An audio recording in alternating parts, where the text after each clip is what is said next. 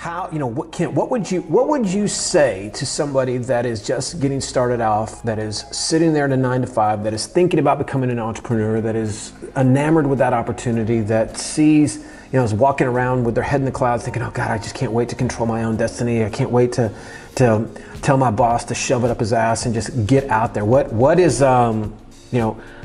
be the advice to that person? What does it take to be a successful entrepreneur? How do you stack the deck in your favor to kind of make sure, or try to make sure, that things are going to go your way? So I thought I would just talk about that a little bit here today, and talk about the way I see that that question and ultimately the answer shaping up here. So let me just tell you, here's what I've learned in my journey, right? I've been an entrepreneur now for 30 years, and being an entrepreneur is hard. And if it's not hard, then you sure as hell are not trying hard enough. You're kind of playing entrepreneur instead of being entrepreneur. I mean, getting out there and taking risks, getting out there and putting it all on the line, and deciding that you're going to go fight for a dream, deciding that you're going to go for it, and you're going to walk away from security, and you're going to walk away from that paycheck, and you're going to walk away from that insurance plan, and you're just going to go out there and stake your claim. That is some serious risk. That is a huge decision. And to treat it as anything less than that is absolutely irresponsible. If you're willing to make that decision, if you're willing to go for it, if you're willing to fight for the dream, if you're willing, then you should be obsessed with making it happen for you. In other words, the very first lesson I would tell you to be a successful entrepreneur is burn the boats. Do not give yourself the option of going backwards. Cut all ties. I did it by mistake, or not by mistake, it happened, I should say. It wasn't deliberate.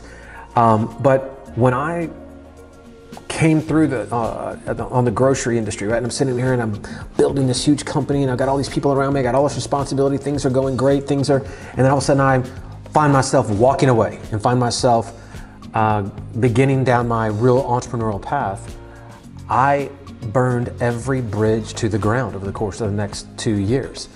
And it was the best thing that ever happened to me. I burned every relationship. I was just a complete prick all along the way, because I was trying to build a business and I didn't care how I got there. And ultimately, I just severed every tie. I was just obsessed with trying to make it happen. And I looked up 2 2 years later, and I had nothing.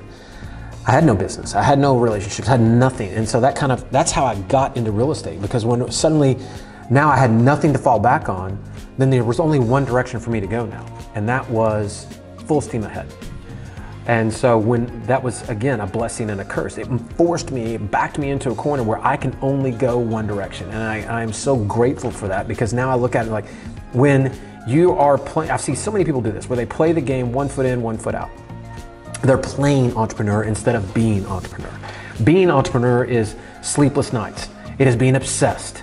It is, you have one thing on your mind, day and night. The first thing you think about when you wake up, the last thing you think about when you go to sleep. You're busting your ass for 18 hours a day. You're doing whatever it takes. You're making every phone call. If you need to get on the phone and sell, you sell. The next minute, if you need to take out the trash, you take out the trash. You do whatever it takes to make this dream a reality. That's the very first thing. You have to be obsessed with it. You have to burn the boats. You have to put yourself in a situation where you cannot go backwards. You keep pushing ahead. There's only one direction. Now, as you're going in that direction, are you willing to fall down? Absolutely. Are you willing to fail? Are you willing to stumble? Are you willing to get the shit kicked out of you along that? Of course you are. That's part of the process. But you're always still moving in that direction. You're failing forward. That's rule number one. That's what it takes. That kind of drive, determination, and willingness to just go for it and not go backwards and give yourself a safety net is what it takes to be really, really